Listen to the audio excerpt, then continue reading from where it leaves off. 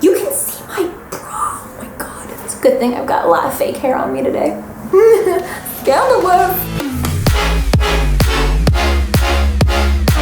Hey guys, welcome to the second No BS product review, and today we will be reviewing Ripley. She's a dog. 11 out of 10. Would recommend. Would doge again. Thank you, Miss Ripley. Thank you. Okay, we are actually reviewing real makeup products today. And last time y'all requested that I do one Glam and one Gore product, which makes a whole lot of sense. I don't know why I didn't think of that.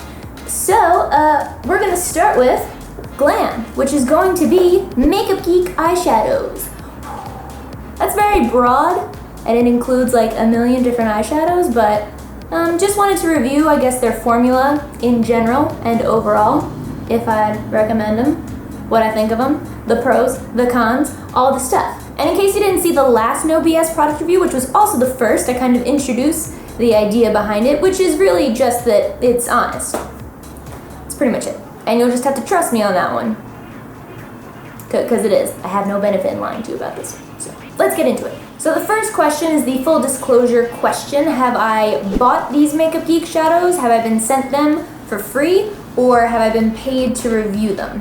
And the answer to that question is I have never bought any Makeup Geek eyeshadows. I've only been sent them through PR packages, but I am not being paid to review these. As I mentioned in the first one, being paid to review these wouldn't change my review of them whatsoever, but just in case that kind of information matters to you, no, I've only been sent them through PR packages. And the biggest reason I haven't bought any myself is because I was introduced to them through PR packages, and they've sent so many that I pretty much have every color. But we will get to the question of would I buy them at the end of this. So the next question is, what is the product? They are eyeshadows, so they are shadows that will go on my eyeballs. That's their main purpose. They come in little individual pans, depotted, like so. So you do need to put these in your own kind of Z palette thing. On to the pros. So I would say that the overall pro is that they are great eyeshadows in my opinion. They are $6, which I think is very reasonably priced for the quality compared to like MAC eyeshadows, which are $15 a shadow. And I personally think that Makeup Geeks are much better in quality. They are very soft, they are very pigmented, they have a great color payoff, the metallics show up really metallic, the vibrant colors are very vibrant, they blend easy, they're just in general very easy to work with, and what you see in the pot is what you get. Let's do some swatching. What color shall we take? They're all so pretty, aren't they? Look at them all.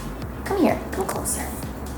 Let's go with this gold, because it's really obnoxious, eh? This is my pasty hand. Look at the veins running through my hand. I'm like a road map. This is a swatch, no primer behind it. Metallic-y AF. Let me show you with a primer behind it, because that's always interesting, right? This is Max Paint Pot, because this is the primer I prefer. Taking some more again on my brush, no funny business. Hand, primer's right here. Oh, that didn't do anything. You gotta paste it on a little more. And that's with the primer. So as you can see, they're actually really gorgeous even without the primer. And that's nice. Let's do a vibrant matte color A. Doing the same with this bright blue. Pasty hand, color of my veins. And it's pretty. Wait, where am I trying to go? That's one swipe. So if you put a little more on the brush and you know, you can make it more solid. But I would say, for a first swipe, that is very lovely. With a primer, it's more vibrant, mostly. It's 2 swipes there. For the mattes, you need a little bit more to get the color payoff. The metallics are even softer than the mattes. But yes, in my personal experience, that is a much, well, should we just compare? Let's compare. I was saying that I feel like these are much better than MAC shadows, so let's compare. This is a palette of MAC shadows. We'll take the blue to compare. That's 1 swipe. That's 2 swipes. We'll do a little more just to try to even it out. As you can see, when you do more than 1 swipe, it starts to kind of fall off, which, I mean, I don't think MAC are bad shadows, but considering these are $15 and these are $6, I would call that a win. I'll put this over a primer just so that you can see the difference there too. Primer below, same primer. That's 1 swipe. That's 2. That's the difference. Hopefully you can tell the difference, because on camera right now it doesn't look like there's a massive difference, but in person the quality is much better. I'll take a picture with my phone and show you. That's always the way to do it, right? You saw it, folks. This one actually isn't completely matte though. There's a little bit of sparkle in the top blue one, come to think of it. So it's not a completely fair match, but it's a very tiny amount. I'm not sure how much that would change. So in my opinion, they at least hold up to a $15 MAC eyeshadow, if not surpass them. So onto the cons. I mentioned that because they're so soft, I consider that a pro because that makes them blendable and nice color payoff, etc., etc. But some people would consider that a con in that they are easily nicked and broken and there can be more fallout because they're so soft. I don't consider the fallout thing an issue because I tilt my head forwards anyway when I'm using any kind of color darker than my skin, which is pretty much every color. But as far as nicking them and breaking them, I can definitely see that as an issue, unfortunately. Come here, check out this palette. There's a nick in this one right there. There's a nick in that one, that one, that one, that one, that one right there. And that's just from basically opening them and getting a little, like breathing a little bit too close to them. Just kidding. I'm sure it's from my nail hitting them, but I feel like they do nick easily compared to other shadows, which is not a big deal because it's such a small amount of makeup. But when we start talking about breaking them easily, I would say they do. Let's inspect this palette, which I'll give you has a giant crack through it. But that's not why what I'm about to show you has happened. So as you can probably see, this one's kind of like a straight up mess, and that's because one day I took it out and I opened it, and this one and this one and this one were completely shattered for some reason, and the remnants, the eyeshadow body parts were laying all over this like a crime scene. And I'm honestly not sure what would have caused that. I didn't drop this at any point, this palette. It does have the crack in the lid, but at most, I think all I would have done is, if you've seen my storage video, you know that I just kind of store them like this in an IKEA bin thing. And at most, I would have just sat another palette beside it, and that's it. So I'm not sure what caused these to break. This one's not even in the line of fire of the crack. Neither is this one down here that broke. That one could kind of be, but the point is that I don't feel like my other eyeshadows would burst into flames quite so easily if it weren't for, you know, how soft the formula is. So it's kind of a con, it's kind of a waste of money, it's a bummer. Also, I'm going to throw in a pro con because I feel like it's a little bit of both. The fact that you need to put these in some kind of a Z palette, I think could go either way. I think that it's a pro that they're sold individually because it's nice for makeup artists who want to collect an entire palette, and you can organize them exactly how you want, so all your palettes are completely customizable. You can put all the colors with the colors, all the blues with the blues, all the purples with the etc. I like that they kind of force you to get the individual pans because then it makes you save space. It's less wasteful with plastic and blah, blah, blah, blah. You never have to worry about depotting it. But I think it can be kind of a con if, one, you don't like Z palettes for some reason, or two, you only really want to buy 1 or 2 Makeup Geek shadows and the rest of your eyeshadows are in pots or they're in preset palettes already, and then what do you do with those individual eyeshadows? It's hard to store them because they break easily, so you have to put them in something, but you don't want to buy a whole Z palette. Even though they sell smaller ones, you don't want to buy, you know, the square Z palette if you have one eyeshadow of theirs. So that kind of sucks. It kind of forces you to get more than 1 or 2, which, since they're good eyeshadows, I would still recommend, but that's kind of not the most fun thing to deal with. But yeah, so that could be kind of a con, maybe, for some people. Now on to overall, the price, and would I buy it again? Overall, I really like Makeup Geek eyeshadows. Like I said, the price is $6 a shadow. They're actually even cheaper if you buy them in, they have some like shadow sets where they'll sell like 9 colors that go together, or they have some that are already prearranged in a Z palette, which will help you save some money overall than if you were to buy them all individually and put them together. Bundles, they're called bundles of eyeshadow. And then it's not a question of would I buy it again, because like I said, I've actually never bought these myself, but I would absolutely and will absolutely start buying them once I run out of my favorite shadows and I want to replace them, because these have been my favorite shadows for probably over a year now. They are consistently my favorites as far as range of colors, types of finishes between matte and a little satin and a little sparkly and then super metallic. So I feel very lucky to have not had to buy any yet thanks to my job, because I'm very, very happy that I have such a big collection of their shadows already, and I will definitely be purchasing them once I start running out of the colors I currently have. That's my review of the first one. On to the second one. Do I look like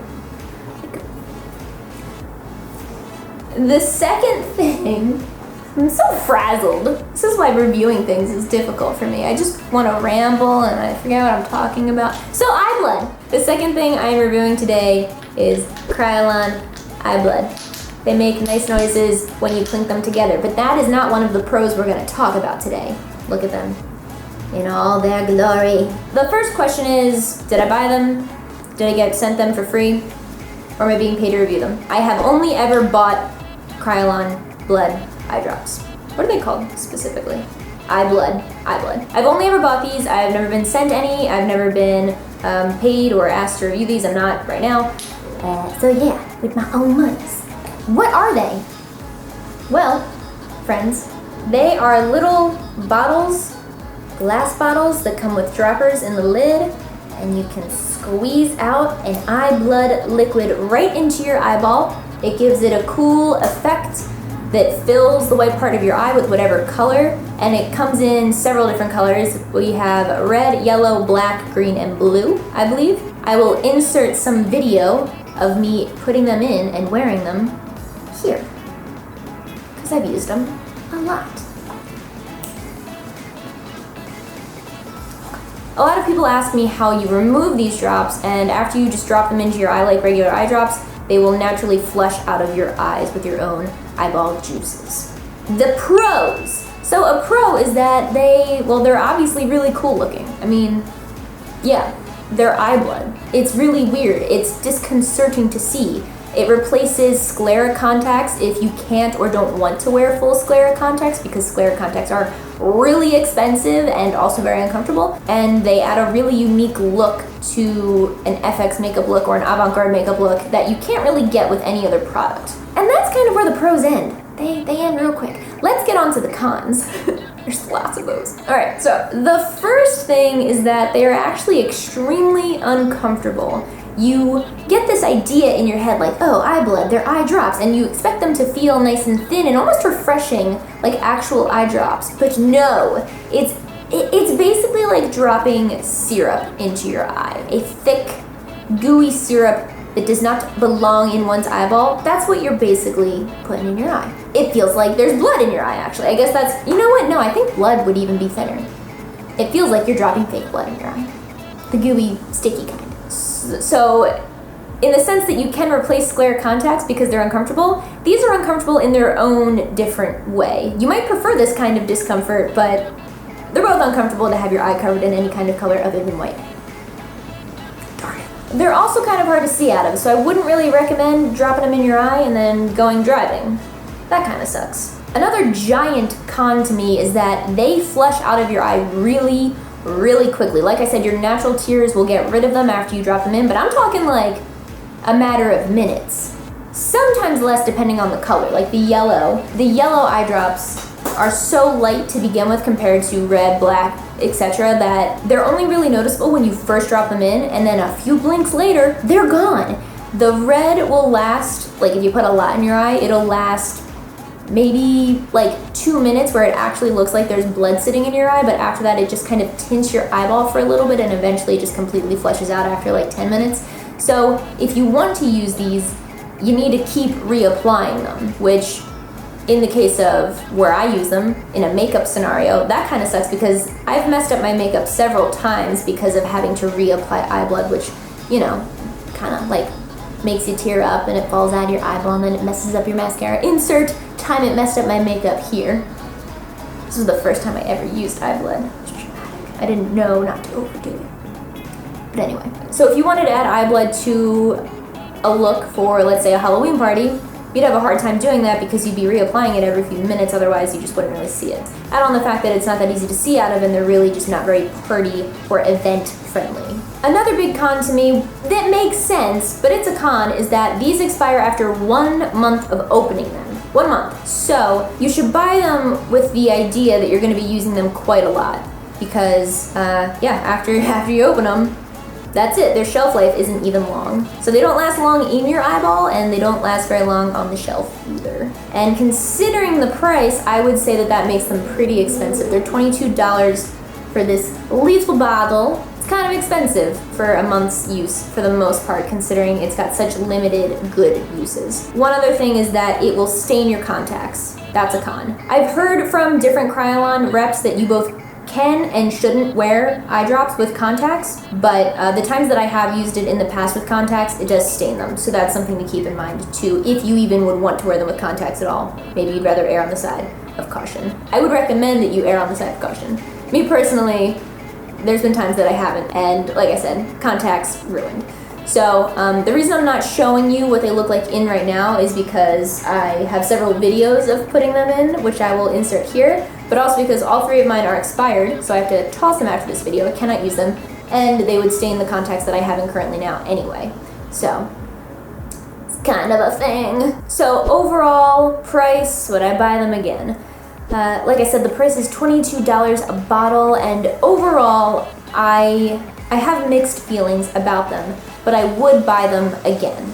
And that is strictly because of the application in which I often use them. Doing makeup tutorials on YouTube and doing like a 1 to 2, sometimes 3 hour shoot of the final look after I'm done a makeup look, eye blood works out really well sometimes. It can make or break a look sometimes. Like in the case of my Rapunzel look, I feel like the eye blood is the key in that look. So I really do like how it looks. I just don't think it's very practical. But in my case, it is worth the $22 to have on hand to take a look to the next level sometimes if I can't do it with contacts alone. Because they're $22, I also do consider that they are kind of a luxury item to have, because I think that's pretty expensive. And for the average person, even for a makeup artist who doesn't do photo shoots or music videos, shorter wear looks, like if you're a makeup artist on a set who might want eye blood for a recurring character, or a character that would be shooting for a 12-hour day, I wouldn't recommend putting eye blood in someone's eyes for,